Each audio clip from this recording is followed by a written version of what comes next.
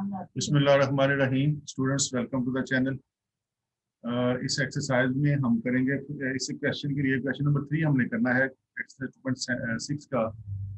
तो ये फंक्शन से मुताल्लिक है ये क्वेश्चन क्वेश्चन नंबर 3। तो पहले हम देखेंगे कि फंक्शन क्या होता है, फिर हम क्वेश्चन नंबर 3 को करेंगे। देखें जी, फंक्शन की ये डेफिनेशन है आपकी बुक में, ये जो यहाँ पर लिखी हुई है। Functions, a very important special type of relation is a function। जैसे हम रिलेशन बनाते हैं, मसलन दो सेट्स हमारे पास ए हो, मसलन 1 है 2 है, बी फर्ज करें हमारे पास 3 है 4 है। तो हम एक रिलेशन बनाते थे, ए क्रॉस बी पहले निकालते हैं, कार्टेशियन प्रोडक्ट करते थे रिलेशन बनाने के लिए। तो ये आपको बताया था सारा कि ए को बी के साथ मिलाएंगे, पहला एलिमेंट ए का लेंगे बाकी बी के। 1 को इन दोनों के साथ मिलाया तो 1 3 1 4, 2 को इन दोनों के साथ मिलाया तो 2 3 2 4। तो ये इनकी कार्टेशियन प्रोडक्ट आ गई इन दोनों की, ए की और बी की। पहला एलिमेंट ए का और दूसरे सारे बी के, फिर दूसरा एलिमेंट उसका ए का और फिर सारे एलिमेंट इसके। इसका कोई भी सबसेट हम लेते हैं, कोई भी अपनी मर्जी का कोई सबसेट ले लें, मतलब हम ये ले लेते हैं और ये ले लेते हैं 1 4 2 3। तो ये क्या लगता है, एक रिलेशन। ये एक रिलेशन हमने ए क्रॉस बी में से निकाला है। कई ज्यादा रिलेशन निकाले जा सकते हैं, कोई भी ए क्रॉस बी का छोटा सेट ले लें, सबसेट ले लें, तो वो रिलेशन कहता है। वो कह रहा है a very important special type of relation is a function.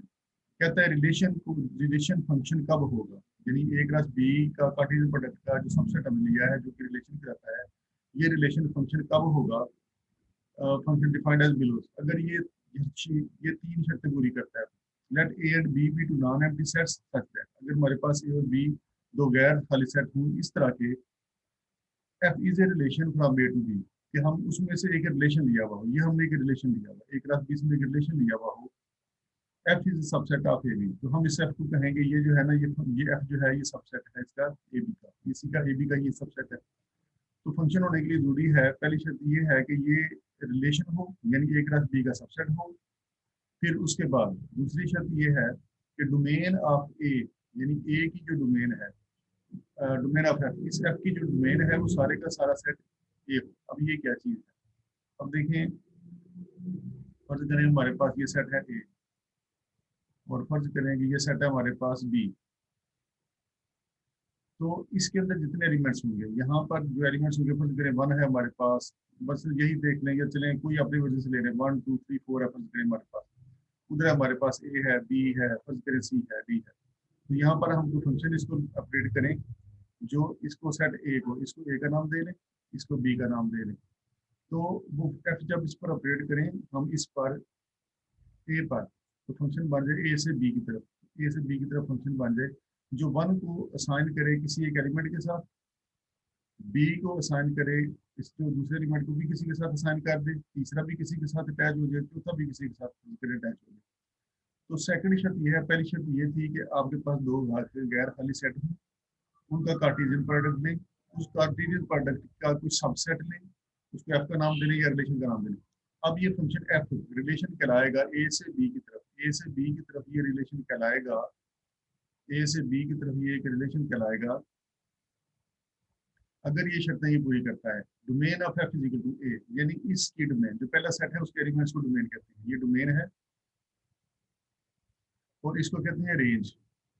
B के एलिमेंट्स को रेंज कहेंगे और ए के एलिमेंट्स को डोमेन का नाम देंगे। ये डोमेन है सेट ए की, 1 2 3 और 4, और ये रेंज है सेट बी की, ए बी सी डी वगैरह। डोमेन ऑफ एफ ए की इक्वल, यानी इसके सारे एलिमेंट्स बिजी, इसके सारे एलिमेंट्स बिजी होंगे। दूसरी शर्त इसकी ये है कि इसके सारे जो एलिमेंट्स हैं वो बिजी होने चाहिए, ए के सारे एलिमेंट्स बिजी हों। दूसरी शर्त ये है, यानी इसका कोई भी एलिमेंट जो है ना खाली नहीं बचना चाहिए, हर एलिमेंट में किसी ना किसी पर जाके अटैच होना चाहिए। जैसे 1 इसके साथ अटैच हुआ है, 2 इसके साथ अटैच हुआ है, इसका हर एलिमेंट बिजी हो, ए का हर एलिमेंट बिजी हो, डोमेन ऑफ एफ इक्वल हो सकते हैं, यानी सारे बिजी। तीसरी शर्त ये है, first element of no two pair of pairs are equal then f is set to be function from A to B. दूसरी शर्त वो ये कह रहा है कि इधर का कोई एलिमेंट, यानी ए का कोई भी एलिमेंट, सेट ए का कोई भी एलिमेंट, यानी ये सेट ए है, ये सेट बी है, सेट ए का कोई भी एलिमेंट, मतलब 1 है 2 है 3 है, इसमें ए है बी है सी है, तो इसके अंदर रेपिटेशन नहीं आनी चाहिए। ऐसा नहीं होना चाहिए कि इधर सेट ए का कोई एलिमेंट उधर जाके दो के साथ अटैच हो जाए, मतलब ये इसके साथ भी अटैच हो जाए, ये वाला इसके साथ भी अटैच हो जाए, तो ऐसा नहीं हो सकता। यानी फंक्शन होने के लिए इन तीन शर्तों का पूरा होना जरूरी है। रिलेशन के इस रिलेशन को फंक्शन होने के लिए तीन शराइत का पूरा करना जरूरी है। एक तो हम कार्टेशियन प्रोडक्ट लेंगे दोनों सेटों, उसका एक सबसेट लेंगे आर, हम फिर देखेंगे कि ये आर एक फंक्शन है या नहीं है। तो फंक्शन होने के लिए जरूरी है कि जब हम उसकी मैपिंग बनाएं तो जो डोमेन हो इस सेट ए की, वो सारे का सारा सेट ए हो। इस फंक्शन एफ की जो डोमेन हो सारे का सारा सेट ए हो, यानी ए के सारे एलिमेंट्स बिजी हो, किसी ना किसी के साथ अटैच हो। तीसरी उसकी शर्त ये है कि जब हम इसको मैपिंग करें इस तरह की कि तो कोई भी एलिमेंट इसका ए का कोई भी एलिमेंट उधर जाके दो के साथ अटैच ना हो। जैसे ये दो ए के साथ भी अटैच हो गया और दो सी के साथ भी अटैच हो गया, तो ऐसा नहीं होना चाहिए। अगर ऐसा नहीं होता तो फिर हम कहते हैं कि एफ एक फंक्शन है ए से बी की तरफ, तो हम कहेंगे एफ एक फंक्शन है ए से बी की तरफ, एफ एक फंक्शन है ए से बी की तरफ, एफ एक फंक्शन है ए से बी की तरफ। अगर ये शर्तें पूरी करता है तो हम कोई रिलेशन अगर ये शर्तें पूरी करते हैं तो हम उसको कहते हैं कि ये एक फंक्शन है। अब फंक्शन की इकसाम है वो क्या है वो हम पढ़ेंगे। इसके बाद पढ़ेंगे फंक्शन की इकसाम। अभी हमने फंक्शन पढ़ा, फंक्शन क्या होता है उसके मुतालिक हमने पढ़ा कि फंक्शन होता है कि कोई कार्टेशियन प्रोडक्ट लें दो सेट्स की, ए क्रॉस बी लें, उसका सबसेट लें, एक रिलेशन बनेगा। रिलेशन में अगर हम उसकी ये मैपिंग ड्रा करें तो उसमें इस सेट ए के सारे एलिमेंट्स बिजी हों और कोई भी एलिमेंट किसी दो के साथ अटैच ना हो, फंक्शन होता है। इसके बाद आगे फंक्शन की एग्जाम। इनटू फंक्शन क्या है? Into function, if a function f A to B, ये सेट ए है हमारे पास 135, ये सेट बी है 2468। कहते अगर आपके पास कोई सेट हो ए और बी और एफ एक फंक्शन हो, एफ एक फंक्शन हो जो ए को अटैच करे बी के साथ, सच that range of f is A subset of this, यानी इसका कोई ना कोई एलिमेंट खाली बच गया हो। रेंज ऑफ एफ यानी इस फंक्शन आर की एफ की जो रेंज है वो सबसेट हो बी का, यानी रेंज ये रेंज है 246 इसकी रेंज है, तो ये 8 बचा हुआ इसमें। यानी मुख्तसर ये है कि अगर इस सेट बी का कोई एलिमेंट बच जाता है बाकी, तो हम उसको कहते हैं कि ये इनटू फंक्शन है। तो उसको कहा जाता है कि ये इनटू फंक्शन है, कि ये फंक्शन है और ये इनटू फंक्शन है। A function f a to b such that range of f is a subset of b, that is range of f is not equal to b, यानी इसकी range में सारे एलिमेंट्स नहीं आए, सबसेट ऑफ b आया है। Function इसको कहते हैं इनटू फंक्शन कहा जाता है। It is clearly from the function range of f is not equal to b, ये सारी उसने डेफिनेशन लिखी हुई है। मुख्तसर सी बात ये है कि पहले आप देखेंगे फंक्शन है या नहीं है। अगर वो फंक्शन है तो उसके बाद आप देखें कि अगर b का कोई एलिमेंट खाली बचा हुआ है, कोई ना कोई एलिमेंट खाली बचा हुआ है, तो ये जो फंक्शन होगा ये इनटू फंक्शन होगा, यानी ये फंक्शन की जो टाइप होगी इनटू फंक्शन होगा। उसके बाद आ गया onto function.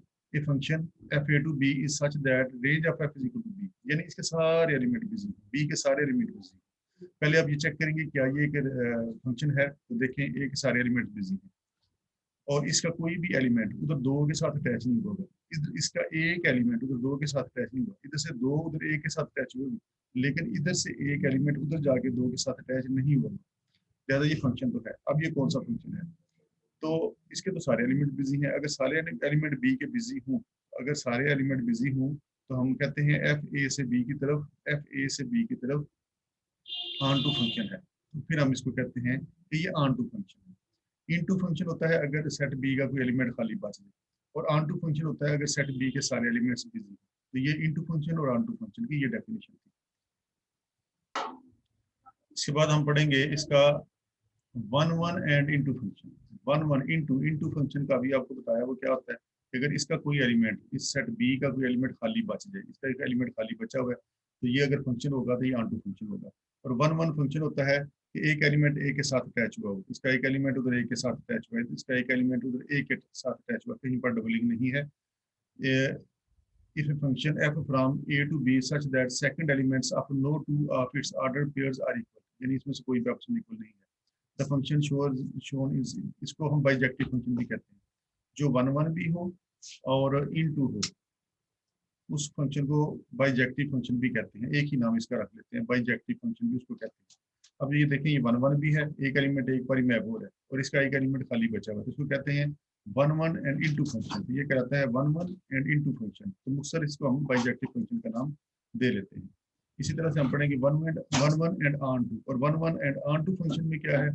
On to function में वन वन और ऑन टू फंक्शन में ये इस तरह से इसकी फिगर बनेगी कि इसका कोई भी एलिमेंट खाली नहीं बचेगा।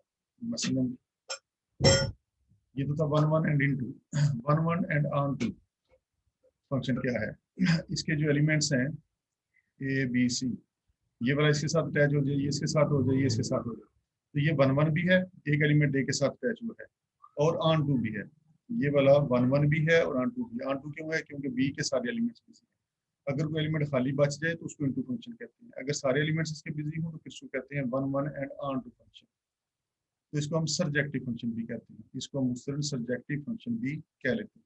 तो ये फंक्शन थे, फंक्शन की एग्जाम थे। इसके बाद हम करेंगे क्वेश्चन नंबर 3। इसको कहते हैं जी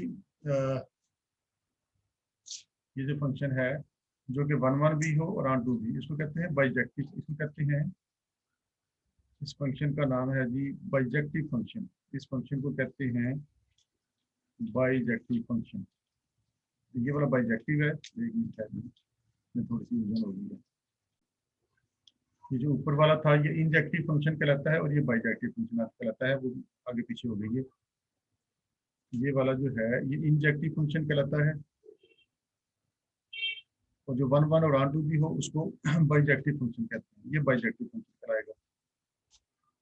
तो ये चंद डेफिनेशन थी, ये हम इस्तेमाल करेंगे क्वेश्चन नंबर 3 में। क्वेश्चन नंबर 3 करेंगे, which of the following diagrams represents function and what type. कहता बताएं ये कौन सा फंक्शन है, क्या ये फंक्शन है, अगर फंक्शन है तो किस टाइप का है, 1 1 है, ऑन टू है, क्या है ये। तो देखें, फंक्शन होने के लिए जरूरी था कि इसके सारे एलिमेंट्स बिजी हों। पहली शर्त तो पूरी होती है, इसके सारे एलिमेंट्स बिजी हैं। दूसरी शर्त ये थी कि इस सेट का कोई भी एलिमेंट उधर डबल इमेज नहीं रखेगा।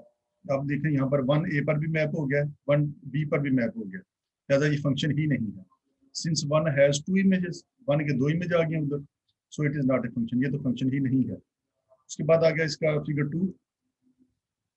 फिगर 2 में ए बी सी है, उधर 1 2 3 है। तो देखिए इसका ए का हर एलिमेंट उधर एक इमेज रखता है।